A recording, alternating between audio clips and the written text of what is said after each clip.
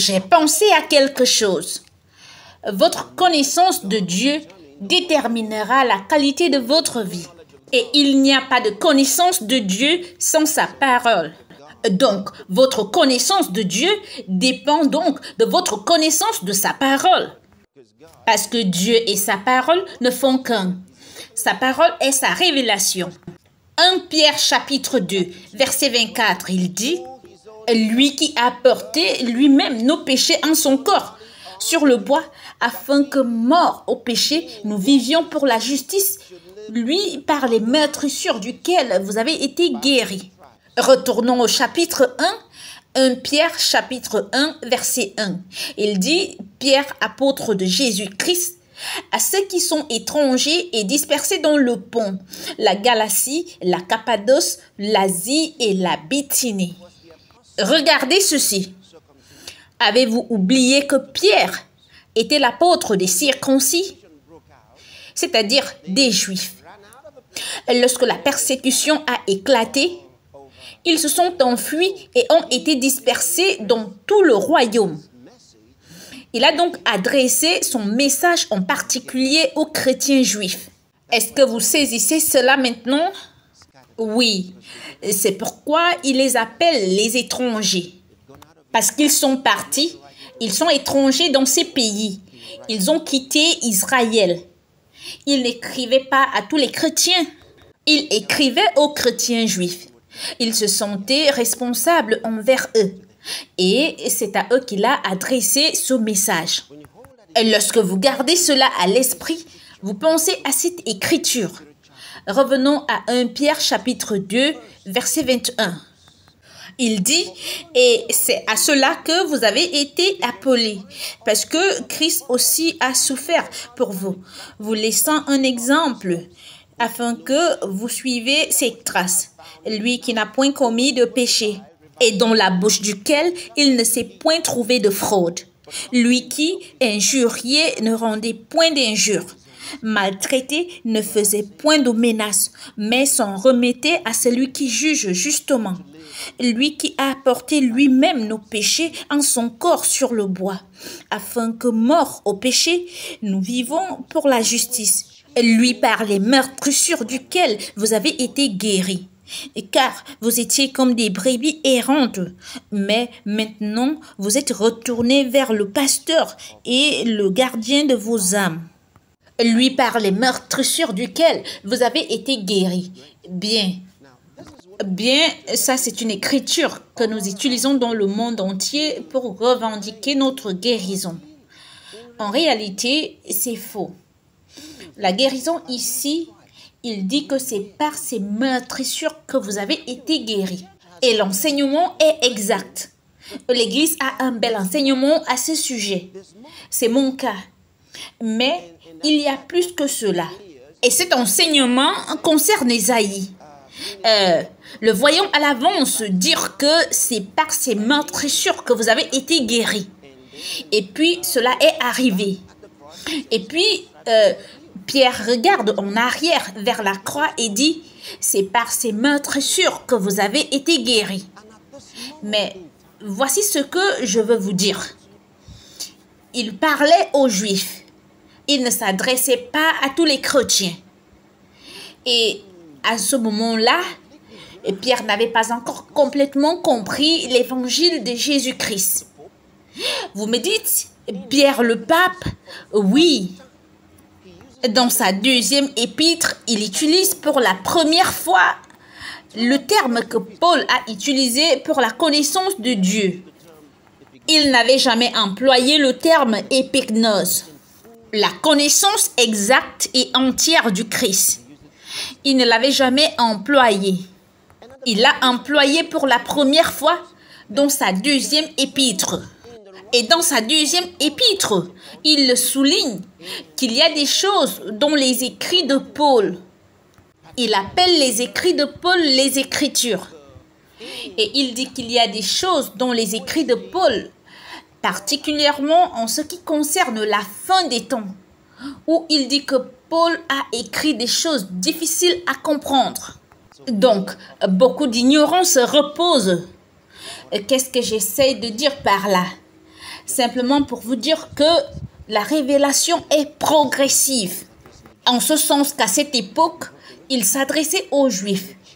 Et l'Église à cette époque n'avait pas encore complètement compris les œuvres du Christ, ni même ce qu'il est venu faire. Si vous voulez comprendre cela, allez-y dans le livre des Actes. Et vous verrez que les 15 premiers chapitres du livre des Actes, vous avez affaire à une église naissante. Ils ignoraient tellement de choses qu'ils ne comprenaient pas. Ils ont même failli persécuter Pierre, d'être entré dans la maison de Corneille, le centurion romain. Et même lorsque Pierre alla chez les chrétiens païens et mangea avec eux, Jacques envoya des gens. Jacques, pasteur de l'église juive de Jérusalem.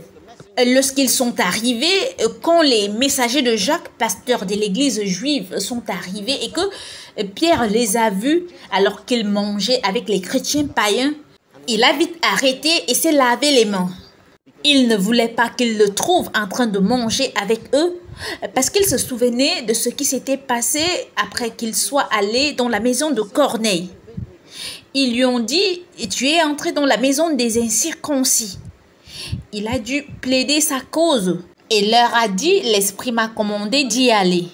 Il a dû expliquer sa révélation et la vision qu'il avait eue. Et ils lui ont donné un dernier avertissement. Donc, lorsqu'il s'est pointé dans une maison païenne, pendant qu'il y mangeait, vit les disciples de Jacques, automatiquement, il a arrêté. Mais Paul était là. Et Paul il a dit à Pierre, ce n'est pas bien. Il l'a reprimandé. Il lui a dit, ce que tu as fait est mal. Mais voici, je voudrais que vous me disiez ceci. Où est-ce que l'Église a commencé? À la croix, avant la croix ou après la croix?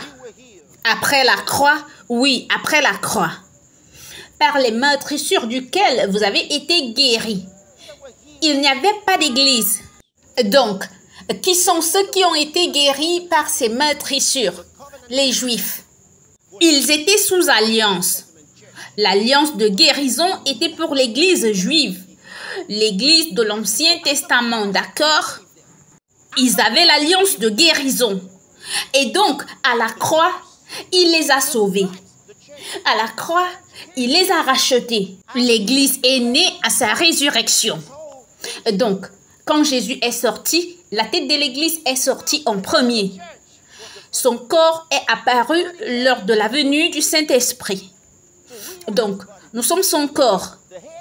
Il est la tête et le corps sont les mêmes, appelés le Christ. Après sa résurrection, il était le seul à avoir cette nouvelle vie. Parce que nous avions besoin que le Saint-Esprit produise cette vie en les êtres humains. Et le jour de la Pentecôte, le Saint-Esprit est venu. Et une fois que le Saint-Esprit est venu, l'Église est née. Le corps est né. Donc, nous n'étions pas là lorsque la guérison a eu lieu. Cette guérison était pour les Juifs, d'accord? Vous allez me demander, qu'en est-il de l'Église alors? Je vais vous dire que l'Église a un mécanisme d'auto-guérison. L'Église n'a pas été guérie par Dieu. L'Église a un mécanisme d'auto-guérison. Ce que l'Église a reçu, c'est la vie éternelle. La vie éternelle n'a pas besoin de guérison.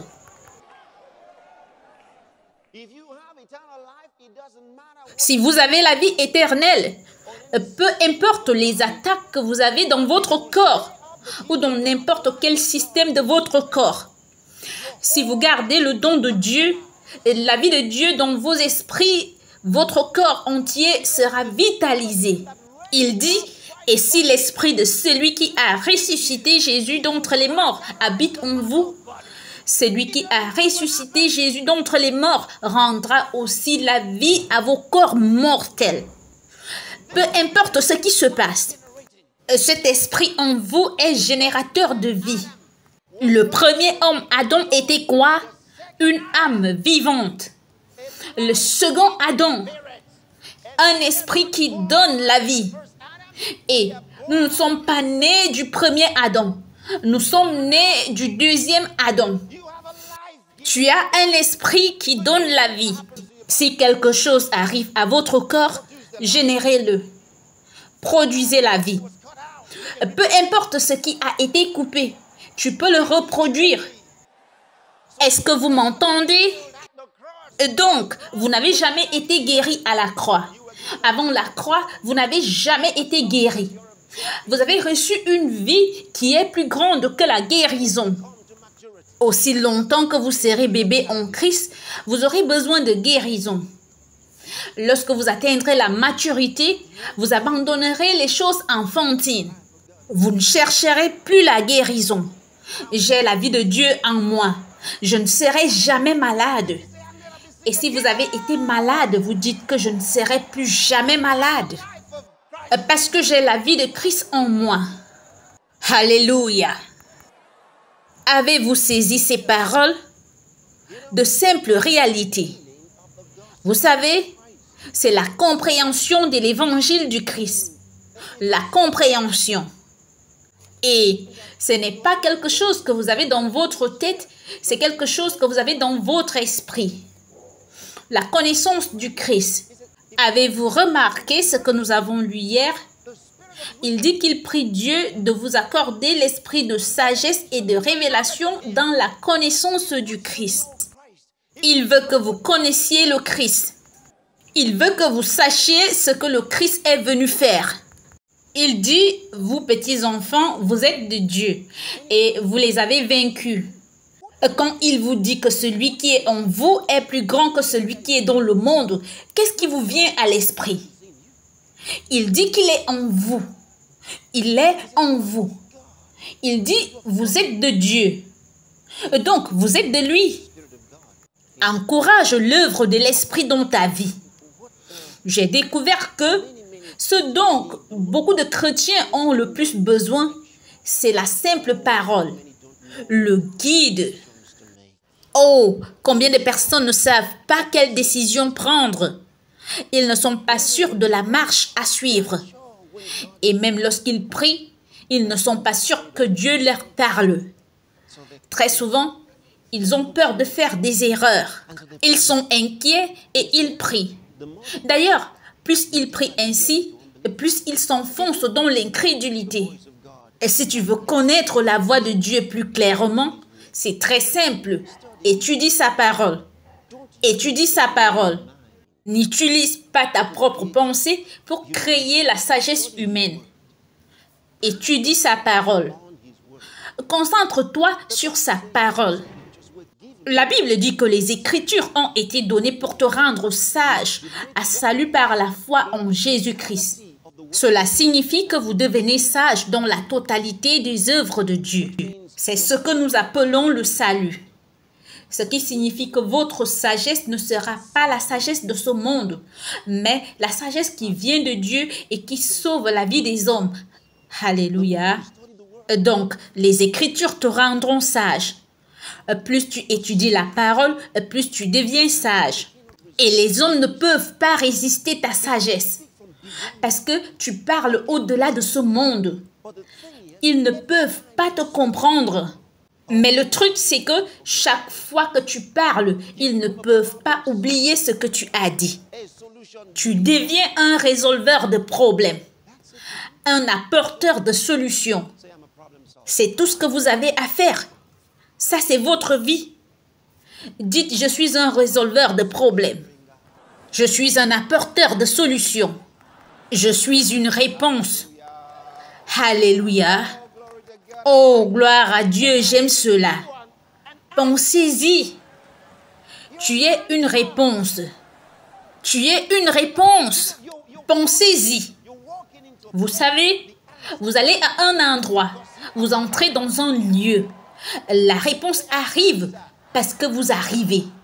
Dites, je suis une réponse de Dieu. Partout où je vais, je suis une réponse de Dieu. Ils ont toujours besoin de moi parce que je suis une réponse de Dieu. Je veux que vous réfléchissiez à cela. Vous devez comprendre cela. Pensez-y. Réfléchissez-y. Méditez dessus pendant 1 seconde. Réfléchissez-y. Nous parlons de vous. Nous parlons de toi. Nous ne parlons plus de Pierre, Jacques et Jean. Nous parlons de toi. Ça, c'est ton jour. Nous parlons de toi. Je suis une réponse. Il y a des années, il y a plusieurs années, 1985 pour être précis, j'ai écrit dans mon journal « Je suis une réponse aux cris de millions de personnes ». Je l'ai réalisé il y a longtemps, à cette époque où je n'étais pas encore une réponse. Ça, c'était ma conscience.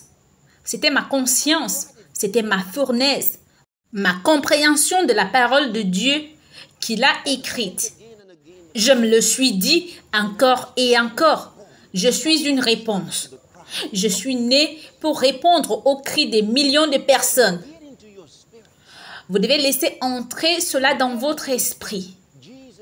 Que cela entre dans votre esprit. Jésus n'est pas venu pour rien. Avez-vous entendu cela? Oui, il n'est pas venu pour rien. Puis-je vous lire quelque chose dans le livre des Galates? Allons-y dans Galates chapitre 2 à partir du verset 19. Il dit, « Car c'est par la loi que je suis mort à la loi, afin de vivre pour Dieu. » Oh, cet homme a eu plusieurs conflits, plusieurs rencontres diaboliques avec des prédicateurs juifs, des croyants juifs qui insistaient pour avoir à la fois la loi et le Christ. Et ici, savez-vous à qui il dit cela? À Pierre. Il prêchait ce message à Pierre, l'apôtre. Il dit, « Car c'est par la loi que je suis mort à la loi afin de vivre pour Dieu. J'ai été crucifié avec le Christ. Et si je vis, ce n'est plus moi qui vis, c'est Christ qui vit en moi. Si je vis maintenant dans la chair, je vis dans la foi au Fils de Dieu, qui m'a aimé et qui s'est livré pour moi. Maintenant, voici ce que je voudrais que vous remarquiez ici. Que je ne rejette pas la grâce de Dieu. Il y a trop de chrétiens qui rejettent la grâce de Dieu dans leur vie. C'est ce que j'essaye de vous dire. Ne rejetez pas la grâce de Dieu dans votre vie. Laissez-la agir dans toute sa plénitude, au maximum de ses capacités. Ne rejetez pas la grâce de Dieu dans votre vie. Beaucoup l'ont rejetée, ne permettant pas à la grâce de Dieu de produire tout ce qu'elle pouvait faire dans leur vie.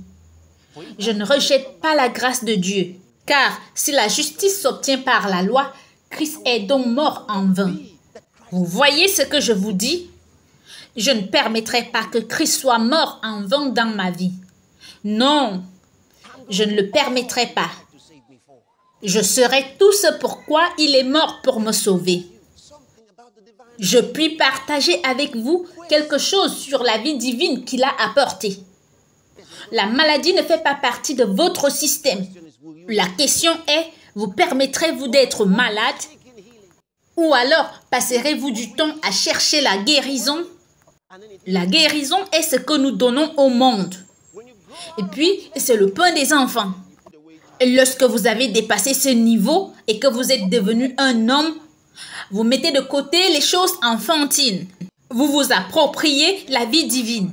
Et vous dites partout dans mon corps, chaque cellule de mon corps est le temple du Saint-Esprit. Vous dites, Satan, je refuse d'être malade.